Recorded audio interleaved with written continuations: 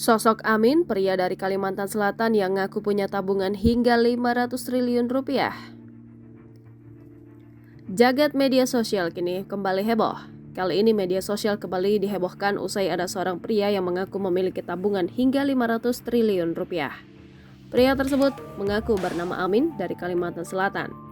Seperti diketahui, baru-baru ini beredar sebuah video di mana seorang pria sengaja memamerkan saldo rekening di buku tabungannya senilai 500 triliun rupiah.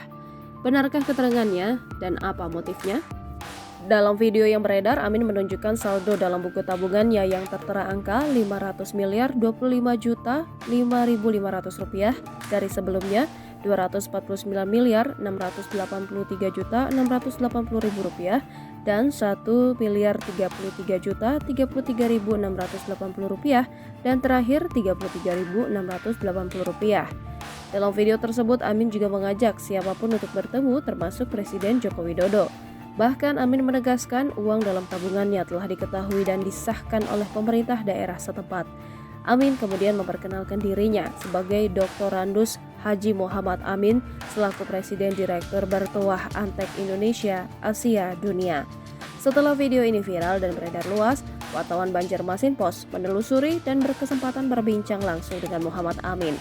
Melalui perbincangan secara langsung dengan banjarmasinpost.co.id, lelaki asal Amontai, Kabupaten Hulu Sungai Utara, Provinsi Kalimantan Selatan, mengakui bahwa orang di video tersebut merupakan dirinya. Dirinya yang sering berbisnis barang-barang antik itu pun mengaku mendatangi penjual samurai tersebut. Namun sesampainya di hotel yang dimaksud, Amin malah tidak bertemu dengan penjual pedang tradisional Jepang itu. Alhasil dirinya pun membuat video tersebut dengan maksud meyakinkan si penjual samurai agar mau melanjutkan transaksi. Lantas dengan video yang menjadi viral tersebut, pria yang mengaku sebagai Presiden Barang Tua Indonesia itu pun ramai ditemui oleh orang-orang. Terkait dengan kebenaran uang tersebut, Muhammad Amin tak ingin memberitahunya. Menurutnya, hal ini dilakukannya untuk membasmi penipu-penipu yang berkedok menjual barang antik.